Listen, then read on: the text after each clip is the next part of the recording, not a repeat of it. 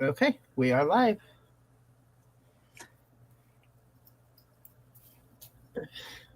Say if you want to start talking about any of your like your shale or stay all day shay, like I really want to order some of that stuff. Oh, it's fantastic and it smells good and it's great for your skin. It's called Stay All Day Shea Fragrance Body Butter. It's really good. This one's called Sing On Sock, which is for King of Pop. So I don't want to use the trademark King of Pop, but I found an old fragrance of his and body oil and fragrance oil of his, and I went ahead and I put it in some shea butter. So it changes the smell just slightly, but it's still the smell of King of Pop. So I call it Sing On Sock. That is awesome. That is the one I'm actually wanting to get. Yeah, Hey, let's and you see. can log on to sheabutterperfumestore.com. I just released that one, and also staysalldayshay.com as well. Hey, So Sarah. thank you for that plug. Shall I call Yeah, you Daniel or Never Silent? either way, I Okay. answered it. I answered it anything literally, but I'll run across the screen some of your Website. website. Yeah. Oh, I, and you spelled Shay wrong. I always say Shea, Shea. But just, oh, okay. yeah, I can fix that. okay, great. But yeah. Okay. So everybody, this is Pearl, and she is amazing. I have followed her for quite a while, like a couple years or so, and she is very much an activist. And the thing that drew me into her was she was doing her normal little show and everything interesting, and then she started going off. And she was basically standing up for everybody's rights and just telling the world how it is. And that is literally what drew me in. But she can tell you about all of her side things that she does, her DVDs, her journalism, while I'm trying to fix this link. You said it's AE or EA? Yeah, Shea, Shea. Okay. Okay, so while Daniel is fixing that link, I am a Michael Jacksonologist. A lot of people get me confused that I'm a death hoax investigator. I am not. I am someone who investigated Michael Jackson because I was credentialed to cover his 2005 trial. And I continued, and then the death announcement came, and then, all these weird things that didn't make sense with his death came. And then that's how I got involved in the Michael Jackson death hoax. Before that, what brought me to being credentialed at Michael Jackson's 2005 trial was I had a least access TV show called True Talk Straight Out of LA. And I was an activist and an author and a commentator. And I used to do a lot of radio, KBC Talk Radio, WBLS I've been on, and lots and lots of other radio stations. And my mentor, Dr. Erlafari Hutchinson, asked me to go down to the Michael Jackson trial and pass out some flyers. So I of course, he's your mentor. You do what someone does for you. You treat them well. So I went down there and passed out some flyers for him, and found out that since I had a TV show that aired 5 nights a week for 30 minutes in the greater Los Angeles area, I qualified for a media pass. And so we were the only Black owned media credential to cover the trial. And that's how I got started. But Daniel's correct. I am an activist. And so my activism just kind of switched. It didn't stop with the Black activism, and today's the first day of Black History Month. It just continued. Michael Jackson is one of the foremost, most important African Americans that has ever lived. His talent, his activism, his charity, his humanity, everything has had him be the GOAT. And the other GOAT retired today, Tom Brady retired today. But Michael is the GOAT of entertainment, the greatest of all time of entertainment. So, throughout my studies, I've done several documentaries because I have a degree in radio, TV, media, and I have a minor in African American studies. But has led me to this docu series. It's called Alive. It's the Alive docu series. It's Alive 1, 2, and 3. If you're ever interested in why I believe Michael Jackson faked his death based on facts, proof, evidence, and clues that I show you in here, have your mind blown and get this one. And then I followed it up with Alive 4, Michael Jackson, The Missing Pieces. And you can go to my website, Michael Jackson Insider, to learn more. Yes, those videos are definitely amazing. Me and my kids have watched them like, I don't know, 100 times. Wow. Like they keep going back to it. And then I've also loaned them out to my older kids and, a couple of other people as well. So Oh, well, they thank you. they are very well done. Thank you. Me and Cecil worked really, really hard on it. And I'm trying to do an Alive 5, and yeah, Alive 5. So my Stays All Day Shay, some of the proceeds are going towards Cecil and I making Alive 5. So Alive 5, Michael Jackson survives, the world watched but didn't see. That's gonna be fun. That will be amazing. And And it'll then be the final one. It'll be the final one. yeah, I really kind of doubt that. There's always something. But you've also got a documentary out about Barack Obama as well. Yes, I did. We released the first documentary on the Barack Obama campaign, and it was really the big challenge was the big competition was Barack and Hillary, right? That was the big competition. So I went and I got press passes to Barack Obama events, and we have I think who's all in this? Michelle Obama, fantastic speaker. Stevie Wonder. Well, I think I'm not sure. I got to be quiet. Who's all in it? I can't remember who's all in it. I think. Well, just look it up. I probably should go because it's been so many years and it's been buried in my brain. I don't even remember who's all in it. It's Barack Obama, The Power of Change. And it was the first one. And Barack Obama follows me on Twitter. Woo-hoo. And I guess that's his way of going, girl, thank you. Because when I promoted this documentary, Barack Obama, The Power of Change, I was able to also campaign for him. So I did a lot of campaigning for him. So Barack's in it, Tavis Smiley, Hill Harper, me, Tyson Beckford, Oprah Winfrey, Carolyn Kennedy, Cornel West, Michelle Obama, Stevie Wonder, and Mitchell Schwartz are all in it. So, and Barack Obama, of course. So it's a lot of their speeches, and it was just a very historic campaign. So yeah, so I'm very, very happy about that. And somebody says there's still one available. So I have to check on that. But anyway, yes, I did do a Barack Obama documentary. That is impressive. But one of the reasons why I wanted to do this video is because racism in education, the statistics are wild.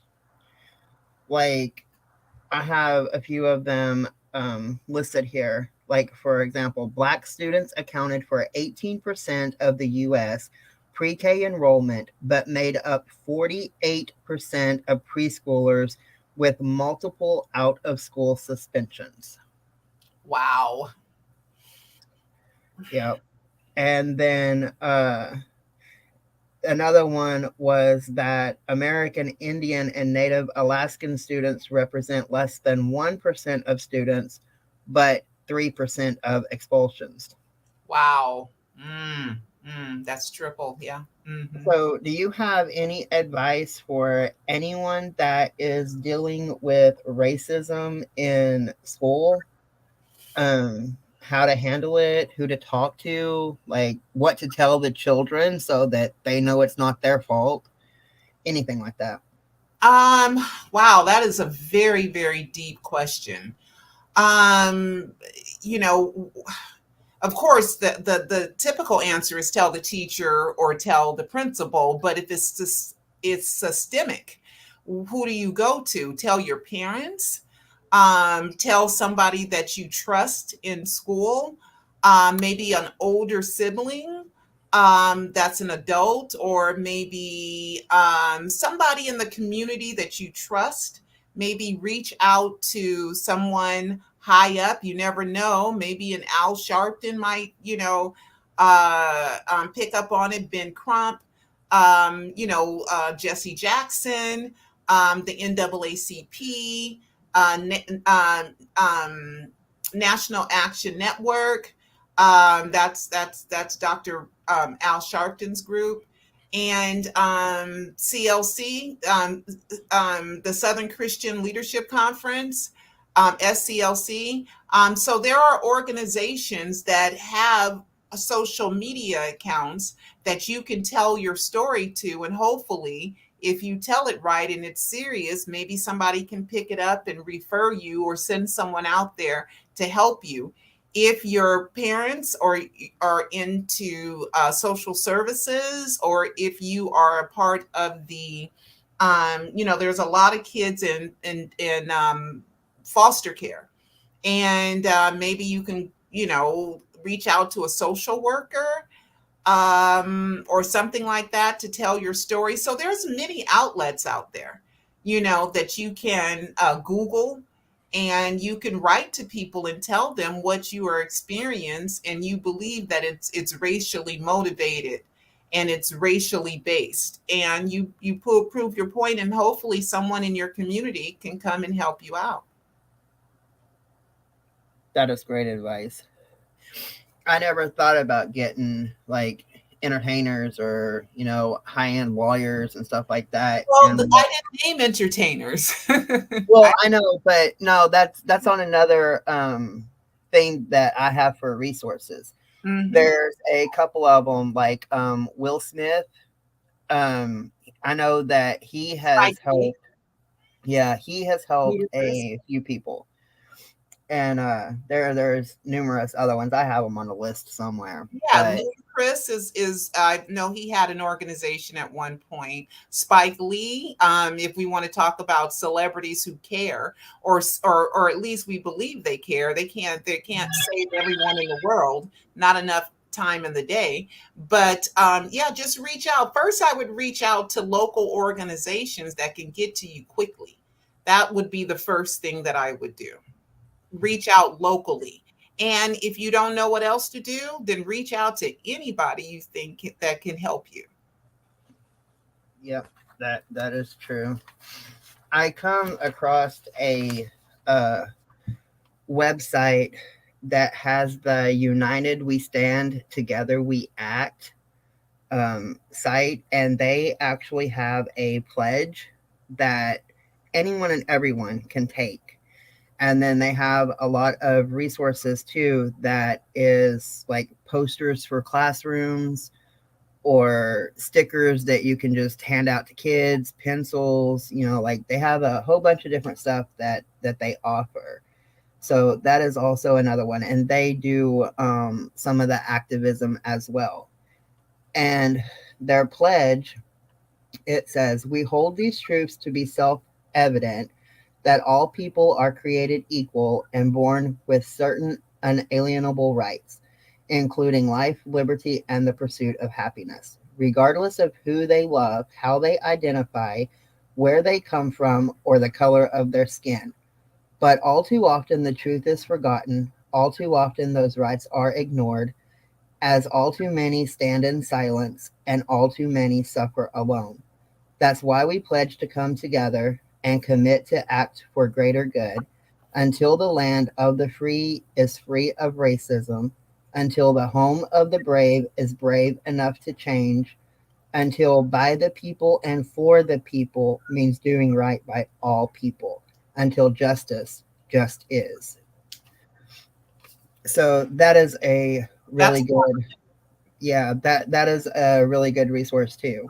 Yeah, And that's part. It started off with part of the Bill of Rights. So, yes, it is your inalienable right that you are allowed to pursue happiness and that all men are created equal. Unfortunately, when that was written, it really didn't mean black people. But hey, I digress just a bit. We're going to progress it to the 21st century. no, we can digress all you want to, because that is exactly what I do.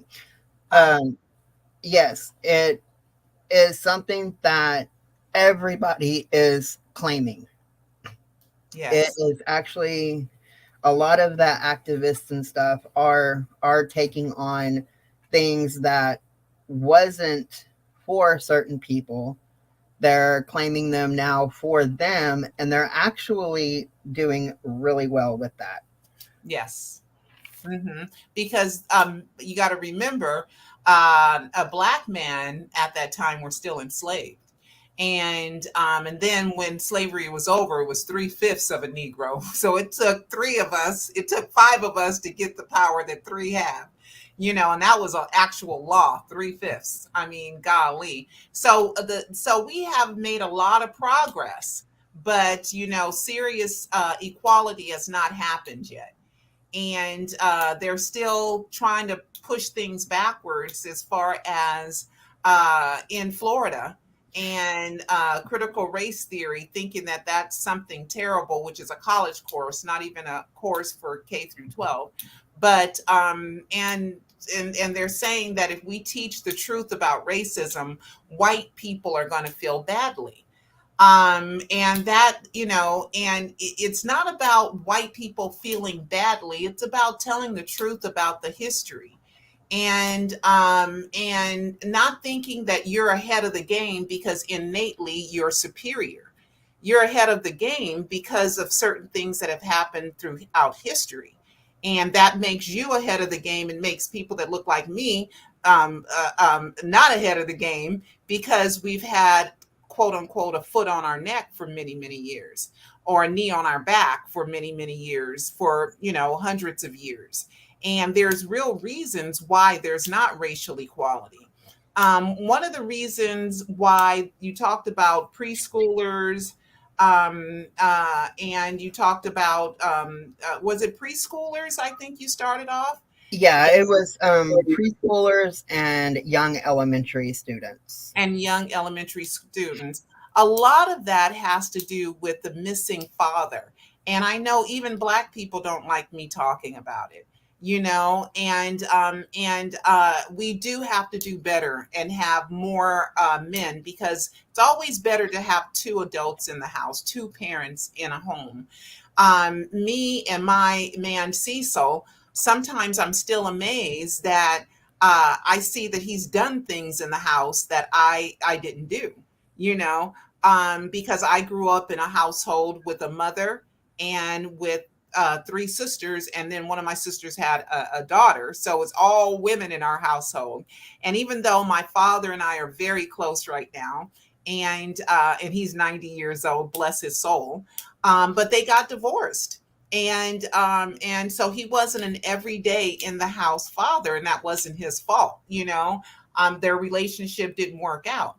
But I want to say that we do have to do better in our relationships to make sure that, and especially now with everything and inflation and everything costing so much money, it really does take two parents in a household, really, to so that one is not just overwhelmed, overstressed, have little patience, and can't do everything to the best of their ability because they just have too much to do. So that contributes a lot to children not doing as well as they can when they enter preschool and early elementary school, is because the mother, she's probably depressed, she's overwhelmed, she's impoverished too often, and she's doing it all by herself. So we, even though human beings of every race suffer from that, but we as black women have it more than the other races of people have it, unfortunately, and that attributes to a lot of the social ills in our society. And I wrote a book called Black Women Need Love Too, way back in 2006, I believe. And that book talks about the importance of Black women having love in their life, because we are the most unloved, the most unmarried, the most that don't have a partner in life, the most single mothers of any group of people here in the United States. And I was bringing attention to that, saying Black women need love too, you know. And I remember when I would do certain events, and Black men would come up to my table and they would say, they would be like kind of amazed that I had a book called Black Women Need Love Too, because our stereotypes, and even if you look at television and you look at commercials, you'll see Black women without mates a lot, unless they're an older couple. If they're a younger couple, you won't see them mated up. And that's a part of the systemic racism that comes through the media, that they don't show young Black couples in love very often, because you know, when Black people are most equal financially in the United States is when there's two parents in the household taking care of the household and taking care of the kids. That's when we're most equal. Okay, so therefore, if they want to keep white supremacy alive and white people at the top, then you don't promote that kind of relationship. You promote it as if Black women are happy being by themselves. Black women are happy, and we have bought into it as well by saying, I don't need no man, you know, because we think a man is going to cause us problems, instead of saying to ourselves, a man or a mate can be of great assistance to me, you know, and he can help me and I can help him, and we can both have an easier life, you know, if we are helping each other. And that's not taught to us as Black people too often. I was going to say Ron DeSantis, the governor of Florida, he is trying to, you know, get rid of certain books, and he's trying to you know, make sure CRT, critical race theory, is not taught in schools and all this other stuff. And so what he's saying is, Black people, shut up, shut up. I don't Yeah. want you throwing slavery up in my face. I don't want you throwing Jim Crow. I don't want you throwing segregation up in my face. Okay. Because I want to live the fantasy that white people are great, and we're great because of who we are, not because of the terrible deeds of the past. And that's just not fair, because he doesn't care that Black kids are feeling bad about their situation. He's not even That's not even a part of his mindset, because people see the world in their own image, in their own perspectives. Yeah. And I was just about to say he lives in a fantasy world. Well, he's trying to create one, you know, and he's trying to change history, and he's trying to change you know, what happened in the past, and it's unfortunate. It's unfortunate. Yeah, and you had brung up the book bans and stuff. I was looking through that, and there is one book that is actually not on that list that really should be. And it was a book that was published in 1863. It come out around the same time as the Emancipation Proclamation, and it's called The Geographical Reader for the Dixie Children, Wow. and it is a horrible book. Mm. The author is Miranda Branson Moore, and no, I am not promoting this book in any way. Um, she has questions, and this is for like young children. And lesson 4 in her book um, had questions like, which race is more civilized? The answer is Caucasian. Is the African savage in this country? The answer is no, they are docile and religious here. And then the third question is, how are they in Africa where they first came from? And the answer that the children are supposed to give is they are very ignorant, cruel, and wretched. They're And that ignorant book, what? They're ignorant what? cruel and wretched. Oh, that's And that book is not on the ban list. well, let me tell you something. If we were cruel and what's the word? Wretched? What's the word? Wretched. Wretched. We would have been able to stop them from capturing us. We wouldn't have been able to be susceptible to their trickery. And one thing that they did have that the African did not have was the pistol, okay, the musket, okay, which is a gun. And we had bow and arrows. You could see bow and arrows flying through the air, right? You can see that, but you sure can't see a bullet flying through the air. So all they saw was they heard a noise, smoke came out of whatever was pointing, and somebody they love or care about or know is laying on the ground, bleeding from their skin. So that is enough. That probably looked like magic to them. So Yeah. you would say, don't point that at me, don't shoot that at me. And you would automatically become very submissive. And even though the Chinese are the ones that invented powder, it was the Caucasian that turned it into a weapon.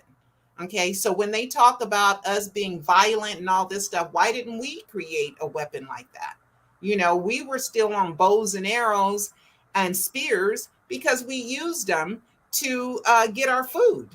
In Africa, there was not slavery as far as a cruelty. There was employers and workers, as just as every society has someone who is the boss and somebody who is the worker. I mean, somebody has to tell everybody, how to get something done, right? Yep. And but it wasn't cruelty. It wasn't to the point where you couldn't go home to your family, or you could not, or else I will kill you or maim you or whip you or destroy you. And just the middle passages alone, there's a Nat Geo movie. I wrote it down somewhere that I plan. It's a documentary about them finding the bones of slaves, no, captured Africans. That's really the word, captured, kidnapped Africans on the bottom of the Atlantic Ocean from the Atlantic slave trade, because only like 50 to 60% of the captured Africans really made it to quote unquote the New World. The rest of them died because of the conditions were ratchet. Could you imagine, being in the belly of a ship and packed in like a sardine can, and nowhere to use the bathroom, women in their menstruations, and them only letting you up to walk or spray you off a couple of times a week. I mean, so when they said the slave ship stunk, what were they supposed to do? Not use the bathroom? You know what I mean? Which is Exactly. a bodily function. And the rape was just outrageous. And yeah, it is an extremely cruel, demonic history. And some people don't want it told because they're embarrassed by it, but they're the benefactors of it as well. So, you know, but it's a horrible, horrible, horrible thing. It's Yeah, horrible. it is. It really is. And some more of the research that I have done, it says that unlike math and reading, states are not required to meet academic content standards for teaching social studies and United States history. That means there is no consensus on the curriculum around slavery, no uniform recommendations to explain institution that was debated in the crafting of the Constitution and has influenced nearly every aspect of American society since. So think about what it would mean for our education system to properly teach students, young children, and teenagers about enslavement, what they would have to learn about our country. It's ugly. For generations, we've been unwilling to do it. Elementary school teachers worried about disturbing children tell students that good people like the abolitionists and the black people who escaped to freedom, but leave out the details of why they were protesting or what they were fleeing. Middle school and high school teachers stick to lessons planned from outdated textbooks that promote long held, errant views That means students graduate with a poor understanding of how slavery shaped our country, and they are unable to recognize the powerful and lasting effects that it has that it has had. What's the source of that? I like that. What's the source? It's called "Why Slavery is Mistaught in Schools." Yeah. Now, I wrote a book called The Climate, A Perspective Unvisited. And it talks about, it takes you through the beginning of mankind, which is, the Australopithecus, which goes back millions of years. And it goes, and then I go through the Homo erectus, Homo sapiens sapiens. I go through the Cro Magnums. I go through and how we populated the world, and every notable anthropologist admits that the first people on Earth, plus DNA experts, say the first people on Earth had to be Africans, because out of the dark skin can come the light skin, can come everything, but out of very white skin cannot come dark skin. And so I talk about the population of the world and how things got populated, and I talk about the Europeans and their climatic habitats, and how the climate shaped personalities, niceness, cruelty. If you lived in a very abundant climate that was very that grew a lot of trees, that animals loved, you were probably going to be a nicer human being. That group is going to be nicer because they have everything they need. But if you come from a group that came from a place that was very cold and not very many animals to eat, and everybody was, it was scarce, then you're going to be more selfish and you're going to be more cruel, right? Because it's survival of the fittest. And so I basically talk about how the climate has not only shaped how we look, like the dark skin is to protect us, our melanin, from the UV rays of the sun. So we don't get skin cancer as much as our lighter skin counterparts. And our lighter skinned human beings. They're not counterparts; they're human beings, right? And also our hair. The reason why Black people's hair is short and curly is to protect us from the burning sun.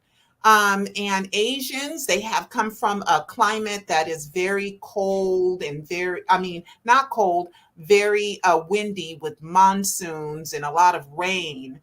So they have what you call the epicantic fold on their eyes, which makes their eyelashes go down to give them more eye protection. The reason why above Africa is Europe. Europe is right above Africa. Even Morocco tips the European country of Spain.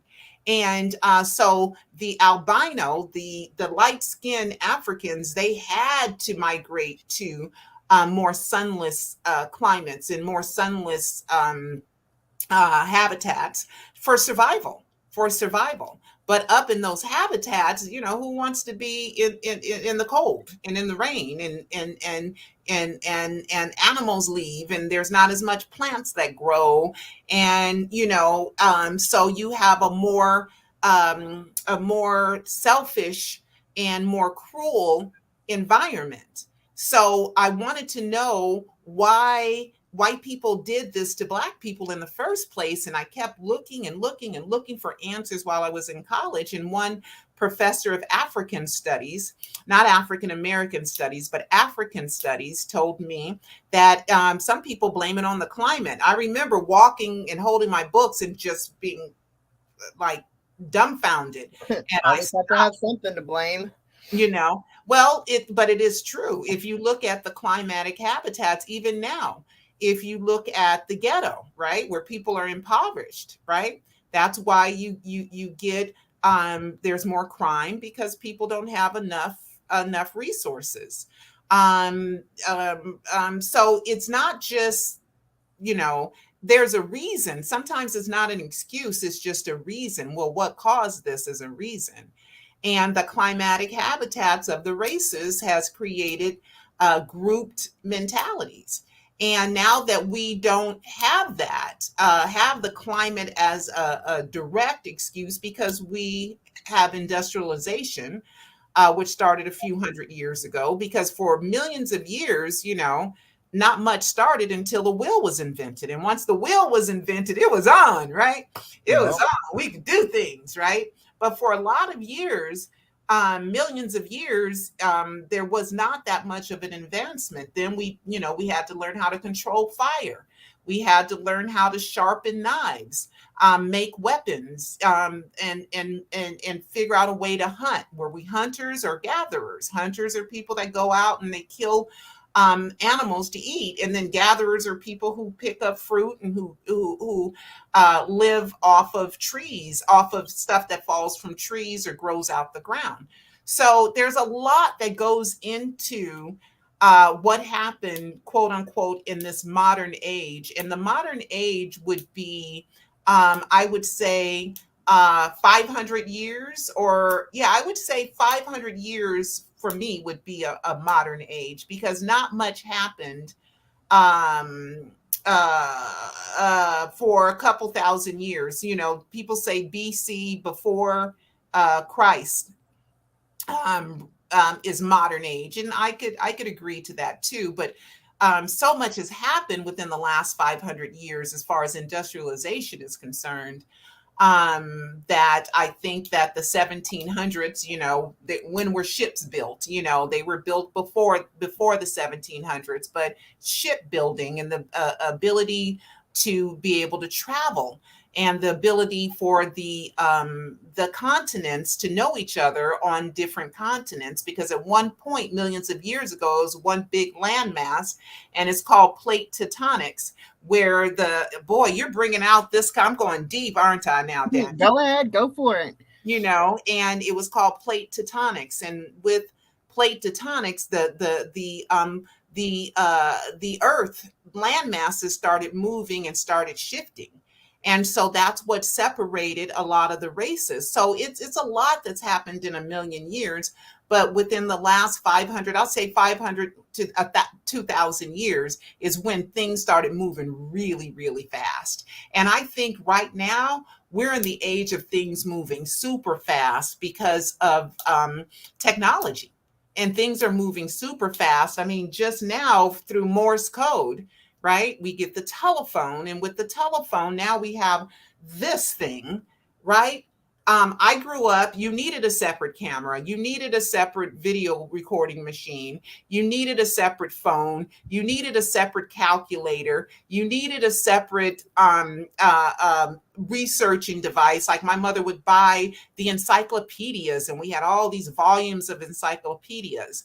And now this thing here that we hold in our hand can do so many magnificent things, that technology is moving super, super fast. Yeah, and with the technology comes both good and bad. Of course. Yes, there's the good and the bad. Yeah, unfortunately. Yes.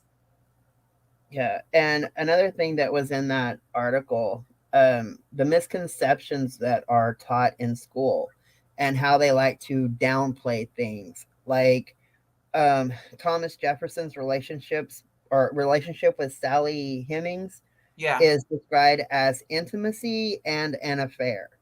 But however, she was enslaved to him. White masters all too frequently would force their attentions on female slaves, fathering a sizable population which, for the most part, remained enchained. Such wording in textbooks take away from the harsh reality of women being raped by their masters.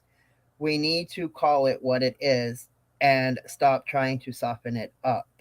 Well, you got to remember too that were they pedophiles as well? You know, Yes. there were, of course, there were homosexual relationships, because that is just, they're just that way. There's just people like that.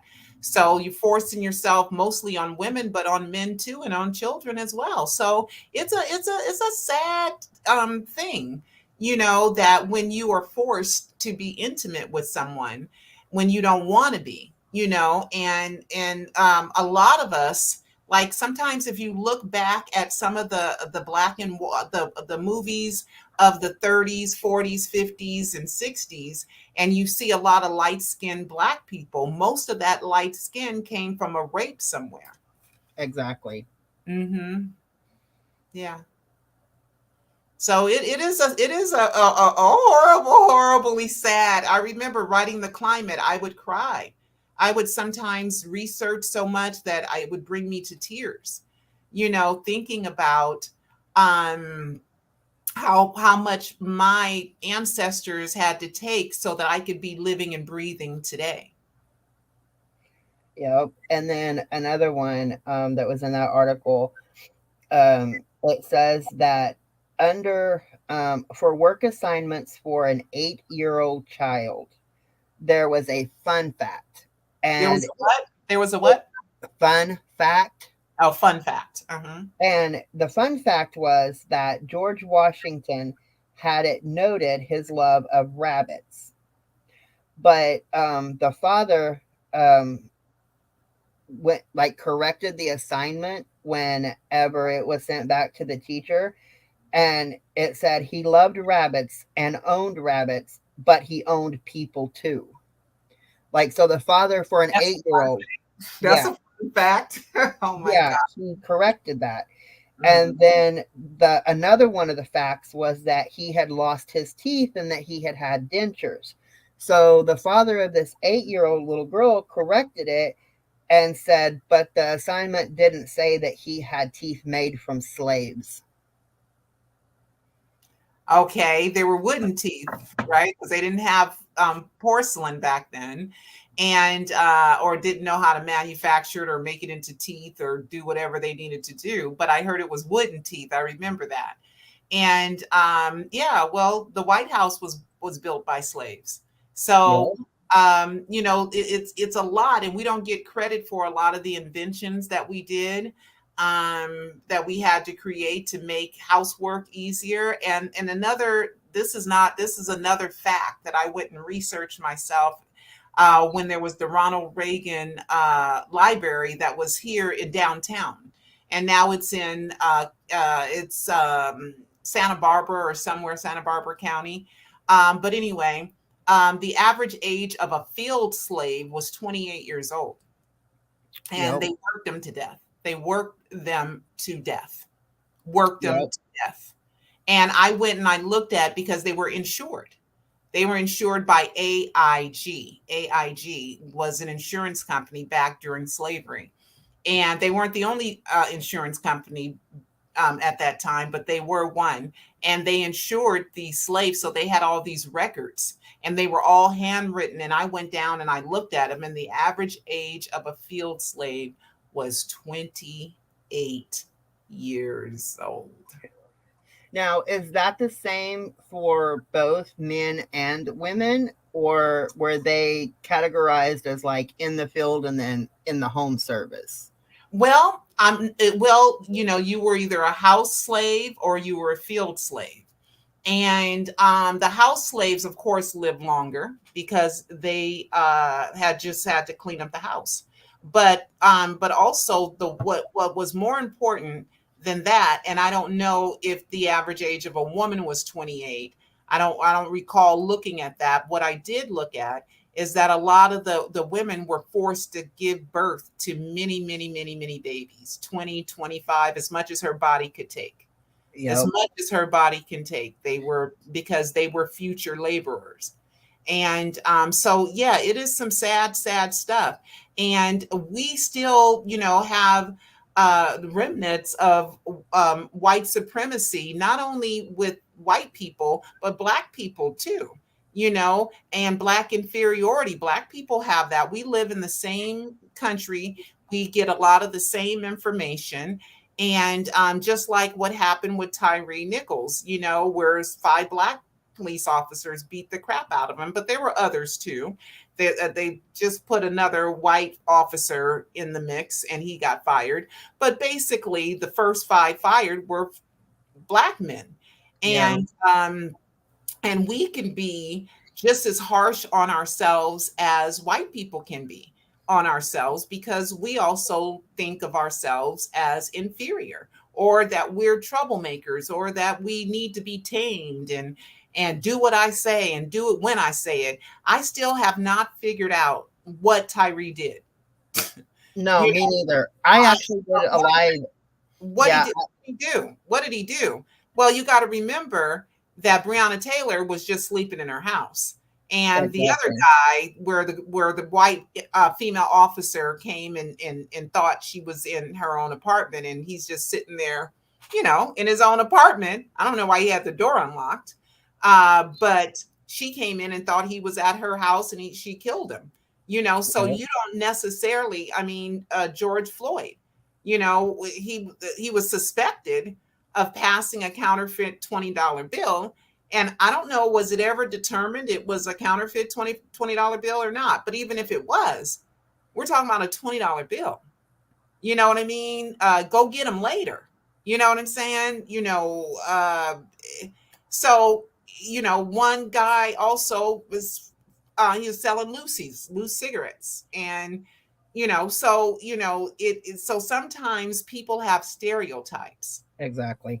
I And hate stereotypes. with stereotypes comes your prejudgment, your prejudice of a person. So one thing that Yeah, I like right here, Mhm. Flezzy B.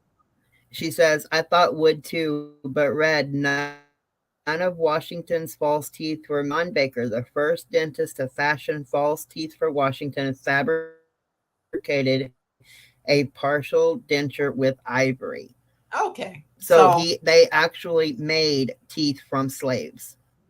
okay. Well, ivory comes from, an Yeah. elephant, And you that's know. what they hide in So schools. But I'd like to look up sources to make sure, but I don't know. Maybe he had wood and ivory. Maybe they were wood first and then he got some ivory ones later. I don't know. But I remember that, but I didn't research it thoroughly because it's just not quite that important to me about his teeth. But yeah, if you want to say they're ivory, but it was reported that they were wood at one point. So I don't know, but Exactly. And that's a lot of the misconceptions in the school. It's basically everything that you hear about slavery and stuff is the white man's version. of course. Except for Henry Lewis Clark, who I Right. did a lot of studying of. And there are some other, Van Sertima, there are some other Black authors that we do read. You can read Me, The Climate, A Perspective Unvisited.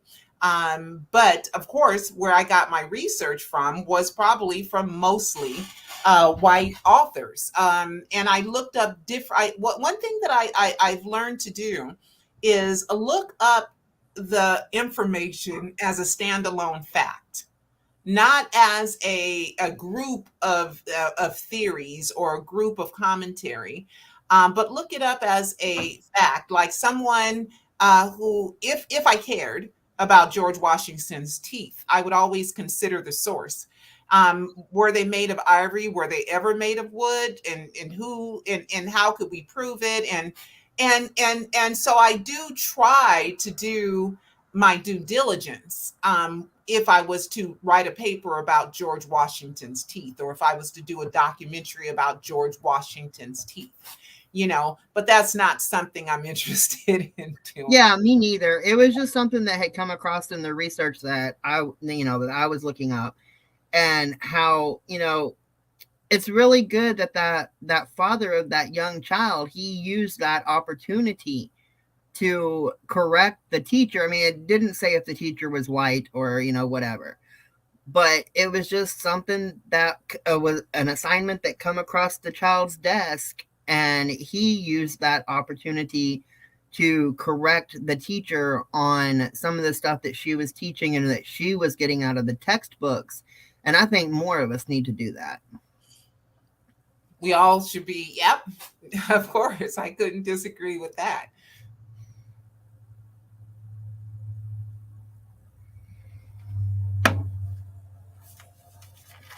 But yeah, I don't know. I talked to, well, she's my stepmom, but I don't see step or anything like that with her. She's just mom. She's African American. And one thing that happened to her, she now lives in the town that I grew up in, and it's very white based. And she took some of her clothes to the laundromat, and I don't know what it's called, but it's like the kind of like the robe dress thing that African American women wear. And it has like the tribal colors and stuff like that. It was something that was passed down to her. And the laundromat literally stole it out of her dryer. And then they told her that the cameras wasn't working and a whole bunch of stuff. So I called the laundromat and I made this big old huge thing out of that. And she ended up going back and she found it hanging on the wall in the laundromat. They had actually took it out and thought she would be so mad and not come back that they just had it hanging up there. So she ended up giving them some kind of a lesson on what the colors and stuff meant. And, you know, they ended up giving her like $500 or something like that, to make up for their theft, and they returned it. But I got to looking into some of the research and stuff, and I've come across a lot of things. I don't have it written down, so I don't know the exact sources and stuff, but um, where a lot of, especially African American women, where they hang things out on the line to dry, that they, it's like a, I don't know, but it's like a serious issue where they keep getting all the tribal stuff and stuff like that stolen, and that it's actually currently happening a lot in California right now. Wow, that's something I hadn't paid attention to. And they always wanted to disconnect us from Africa. And we're not allowed to think Africa's a great thing. And even now, when I sell shea butter is from a shea tree in Ghana, Africa. And in California, you have some of the most liberal white people in the entire country in California. And a lot of people, white, black, brown, whatever color, they're cool with it, you know. But every now and then I mention Ghana, and then I remember one, and it's been going through my head. One white woman, she was a little offended, and she went around her way to talk about how horrible the climate was in a Caribbean country, um, as her way of rebelling against me having pride in these African ladies who have harvested the shade tree and the nuts off the shade tree into the biggest skincare companies in the world using shea butter. And we're talking about Dove soap. We're talking about Copperfit socks uses shea butter. Mr. Teal's foot scrub, Jergens, Aveeno, Palmer's, all these major skincare companies, corporations, have incorporated shea butter in their products. And it's just these ladies in Africa that's harvesting these shea trees. And they've made it into such a great product that the biggest companies are acknowledging, yeah, shea butter is a great product for the skin. And I am privileged, and am very proud that I'm selling a product and bringing people skincare relief. I mean, shea butter is good if you have psoriasis, you know. I would say if you're going to use shea butter for medicinal purposes, use the unscented. But if you just want to take care, hydrate, moisturize, exfoliate, keep your skin nice, you want to get rid of crepey skin, you want to have a collagen booster, you want to reduce fine lines, you want to fade stretch marks, then the either the unscented or the scented would work. But if you have psoriasis, eczema, dermatitis, and this one, he happened to be a white guy. Him and his wife came and they talked to me, and he had the chalk look of the psoriasis on his arm. And I said, here, try the shea butter, because here it says that it's good for that. And he put some on, and instantly the white chalky look went away. And he said, "You know what? I'm going to come back in 2 hours and see if that comes back." And he came back and he said it worked so well. He bought two unscented from me. And he's been using the unscented shea butter, and it is taking, it's soothing his psoriasis and his eczema. And it's a natural product. It's natural. And so I'm just so proud of this product that I'm selling. But some white people and even black people, because we learn the same information, we're ashamed to connect ourselves to Africa because we think we're going to offend somebody white. And you have to remember, for many, many years, if we as black people showed that we cared about ourselves and more than we cared about our white masses or white people, they would get offended. We weren't allowed to marry each other. You know, we weren't allowed to, love our children too much, because if we loved our children too much, the slave master would get offended and he'd sell our children, because we weren't allowed to show love like that for our own. We had to always say, "Massa, you're number one. You get the most love. We love you the most, even though you beat us and you have us live on dirt floors while you live in the big house." So there's a lot of psychology through slavery that still is interwoven into our thought processes. So if people are seeing African clothing and they're offended by it enough to where they want to, destroy it or take it away from us, it comes from, you're not supposed to love Africa. You're not supposed to love where your people are. You're supposed to love us most. And that's the thought process. It's It it's really is. it's offensive that we love ourselves. It's offensive to some people that we love one another, we love ourselves. Hmm. It's just like I've talked on this channel before. Like, I have three dads, but um, the one that's on my birth certificate is the one that married the one I call my mom. Mhm. And when I was 11 is when they got married. And I was the only one in the whole family that put two and two together. He was going around just saying that they were just truck drivers, that they preached at churches all across, the country, on their driving trips and stuff like that. And finally, it just got to the point that I literally walked away from the whole family because they were letting him do that to her. Like, he was married to her, but he wouldn't even claim Oh, her so with his he's family. white and his wife was black. Is that Yes. what you're saying? Okay. Yes. And I mean, I walked away from that family for many, many reasons, but that was one of them. And my children, I'm white, but my children are half Hispanic as well. And so the family was kind of like trying to push me out, and I was like, "Nah, you ain't pushing me out. I'm walking away from y'all. Like, I ain't even doing this." Mm. And to this day, like, he recently passed. Like, in October, it was a year. Oh, I'm Yeah, sorry. no hard feelings there. Like, it wasn't much of a loss, honestly. Oh, okay. But her, she's like 70, maybe 71, something like that. She is like amazing. She come from California too. Mm. And then she moved down here to Oklahoma. Whoa. But yeah, big Culture steps shock. there.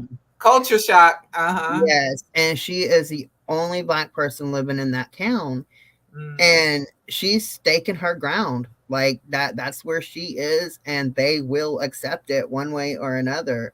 Wow. And yeah, it's just like she is so amazing. Like, I don't even see the stepmom part of it. She's just mom. That's how close we are.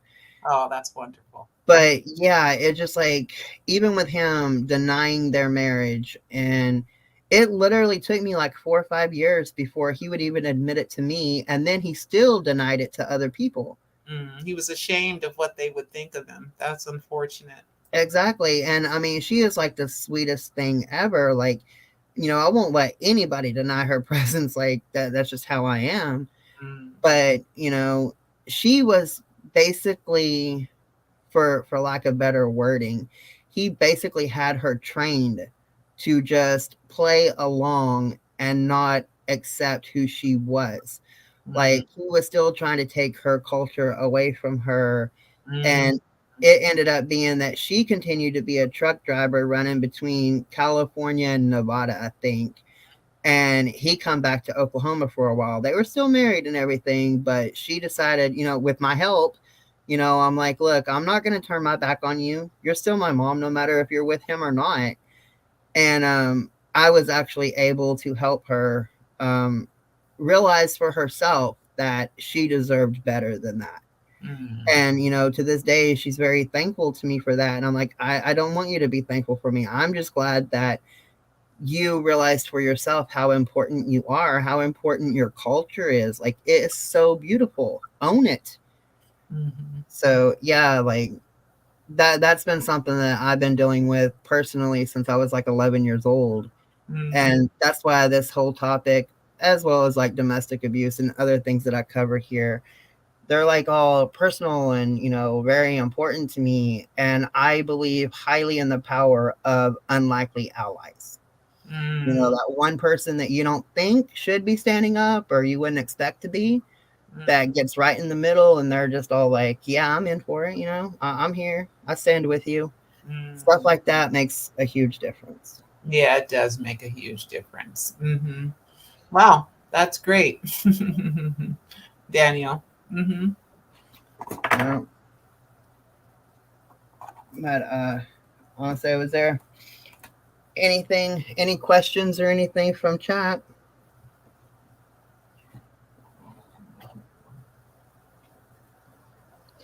And if anybody does have any questions later, they can be commented and I can get back with her and get the answers and stuff too. Just one thing in my YouTube link that you have here, you have an at in there, but it is Pearl Jr. It is youtube.com, correct? But see that little at there? Pearl Jr. is Michael Jackson alive. It just doesn't have that little at symbol there. Oh, I copied that literally from your Let me take a look. Let me take a look. yeah, like I literally copied that from your Wow, let me take a look. Let me see. YouTube.com slash Pearl Jr. is Michael Jackson alive. I think that's what I named it. But it just forward slash Pearl Jr. Yeah. Oh, I see what you did. It's if you I guess it does have an at in there, but it doesn't have an at in the URL though. You see what I'm saying? I'm looking at it, and okay. on my home page, it does say alive Michael Jackson hoax Pearl Jr. filmmaker, and the next line is at Pearl Jr. is Michael Jackson alive, but the URL does not have the at symbol in it though.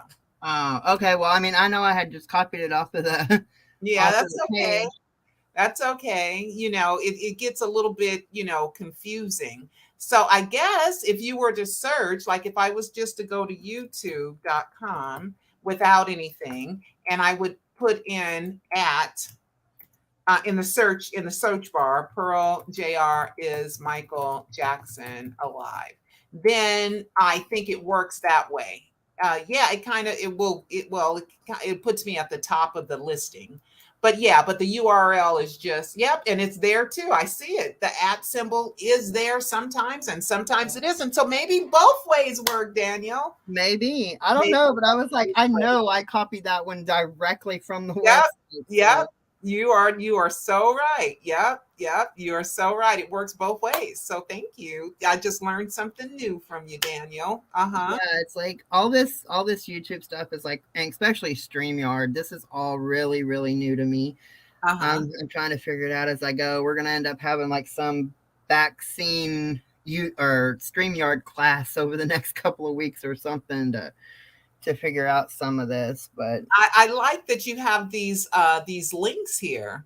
This is very nice. Black America Resource Directory, and you have phone numbers to call, and you have other websites and resources to go through.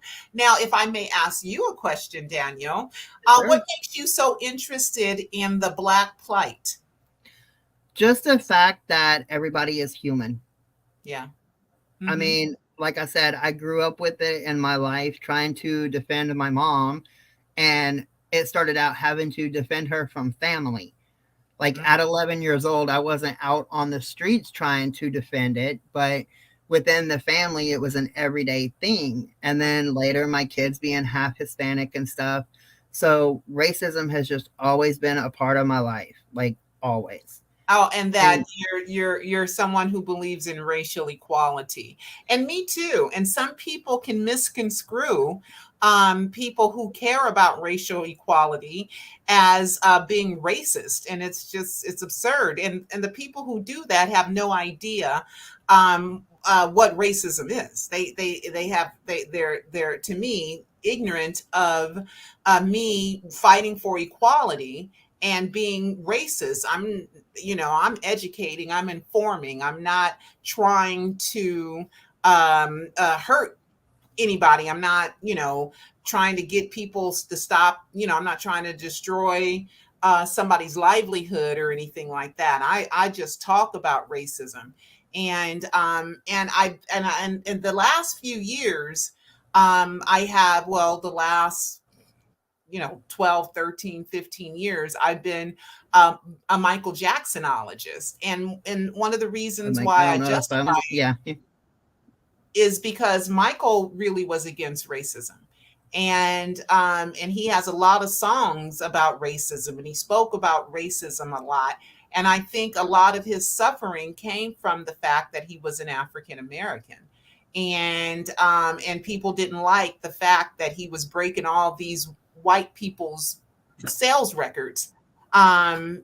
Because right now they say that the Eagles' greatest hits, which is not even an album of original songs, but they're saying the Eagles' greatest hit is the number one highest selling album in the USA, when Michael's Thriller was for many years. And I just can't, for the life of me, see where I like the Eagles. Trust me, I think they got some great songs, and they're great. They're a great band. So this is not a slight on their talent, but I just can't see how um, they sold more. Who's promoting it? I mean, are people just saying, you know what, even though all those people from that era, because Greatest Hits I think was released in 77. Michael's was the end part of 82. So as people get older, and as we buy less and less records, right? We buy less and less records because music is basically a young people's medium. Even though I still listen to music, and you put on my song and I'm a dance, right? Uh, exactly. but you know what I mean, that it's mostly young people that fill stadiums, with and they're the young people that go crazy over acts and stuff like that. And so the numbers tend of sales, when your demographic gets a little older, the numbers drop. When it's younger, the best demographic is 18 to 34. And so I just don't know, and I just cannot figure out. And trust me, I'm looking for something to correlate where the Eagles, since 2018, outsold Michael Jackson. I Exactly. I seen your videos about that the other day, and I was just like, wow. Like, I never thought that the Thriller album would come down any. Like, it's supposed to be there. I just can't figure out. I look at their YouTube channel, and I'm trying to see if there's their interest there, some equivalent, like people are listening more to the YouTube song of the Eagles on YouTube. I'm looking for where the publicity comes from, who is stacking all those records. I went and I did a review of top selling lists and looking for record sales, and I just can't find anything that correlates with a recent history of the Eagles' greatest hits just selling a whole bunch. I just can't find it. And so I think that just the powers that be just don't want a black man, an African, dark skinned man, to be on the top of their list. That's all I could think of, because nobody is offering anything to support why all of a sudden, after so many years, the Eagles outsold Thriller when Michael stays in the news. You know what I mean? Yeah, And Michael's fans. I mean, even Thriller 40 started making Billboard list, and it's the greatest selling album in the world. So he's selling it to a younger audience now because I know I've bought Thriller a few times. You know, and so and it correlates with Michael Jackson's his YouTube views. You know, you can see the correlation. You know, Billie Jean has 1.3 billion views. Are you serious? You know, and that's with people trying to dethrone him, you know, with the false allegations, and the Leaving Neverland was just a pack of silly, stupid child pornographic lies. I yeah, consider that film a child pornographic film because there's no truth in it, and it's sick. And it is, and then they have the family members as supposed witnesses, but they didn't see nothing. exactly. And I have actually sat through that documentary, which, It was by the horrible. way, we are not promoting that documentary at No, all on this channel. But I have actually had to set through that, just to see for my own yeah, of research and course, yes. stuff like Me that. too. And it's sickening. It really is, and it has literally nothing to do with Michael Jackson. It's all the stereotypical views and people wanting to get money off of it. Well, yeah, it's an extortion attempt. That's what it is. It's an extortion, and it's a bully move. It's a bully move, It and it's really is. extortion. And we found 60 lies surrounding Wade and James. So how much truth? I mean, how could it be true when we found 60 lies that I Exactly. have? That if you go through my YouTube channel slash Pearl Junior channel, you will and you and you look around, you'll see where I've done two videos and they add up, and I listed those lies on purpose, and I kept track of them on purpose so that Taj Jackson, Michael's nephew, who was doing a documentary, so when he's doing the documentary, he has a list, a reference list to go back to. Like, did I remember to put this in? Did I remember to put that in? Did I remember to put this in? You know, so I did that on purpose. For that was my inner thought, but also so that everybody can be informed about the massive amount of lies that are surrounding Wade and James. You know, so and I feel bad for Michael, who genuinely loved kids since he was a kid.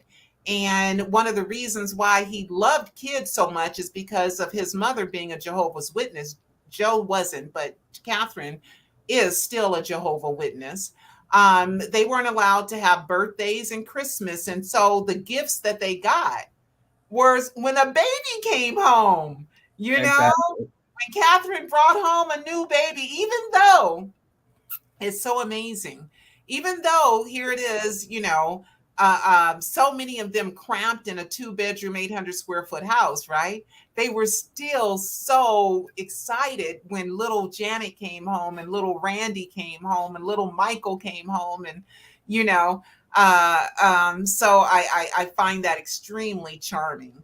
And that Michael just genuinely loved kids and he missed out on his childhood, but it was a childhood that he also chose. You know, Michael was a workaholic, and Michael was a an ambitious kid.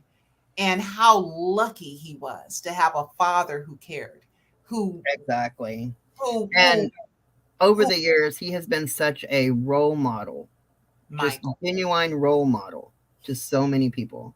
Absolutely. Absolutely.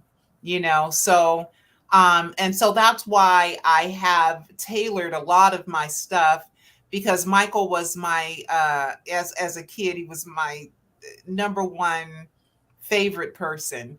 And some of my fondest memories in childhood are evolved around watching the Jackson Five and listening to Michael Jackson and the Jackson Five music. So I am forever grateful that they enhanced my childhood, you know, in that way. And so, you know, I didn't mean to be a Michael Jackson death hoaxer. It just, I was already covering Michael Jackson and then death hoax happened, you know? Yep. Say sometimes we get led in a direction that we don't expect, but it has a greater outcome. Absolutely. Absolutely. Wow, we've been on here a long time. Yeah, I was gonna say we probably need to close this up here in a little bit, but yeah, if y'all go over to her YouTube, you can see all the links and stuff in the about section, and she's got the uh I think on the community page I seen where you got that short video about the shea butter Yeah. stuff, where that can be ordered, and she's got the DVDs and like she's very out there in a very good way. Yeah, they can go to michaeljacksoninsider.com. Yep. And if anybody has any questions or anything later on, you can comment them. She can come back to the video and look at them and stuff and see, or I can email her the questions or whatever and get an answer. But yeah, the whole purpose of this was just to bring some more awareness out about the whole crisis with the racism, and yeah, it's a total crisis. Like there's no sugarcoating it. But any last words or anything? I thank you. I thank you, Daniel, for caring about racism and the eradication of racism. I thank you for inviting me on as a guest, and I thank your heart for caring. Yes, anytime. And if you ever have any topic that's important to you, you can always email me. I will be more than happy to research and bring awareness to anything of importance. Like this channel covers a lot of different stuff, so Okay. um, I'm very grateful for you for coming on, and thank you. Thank you, Daniel. And God bless you and happy Black History Month.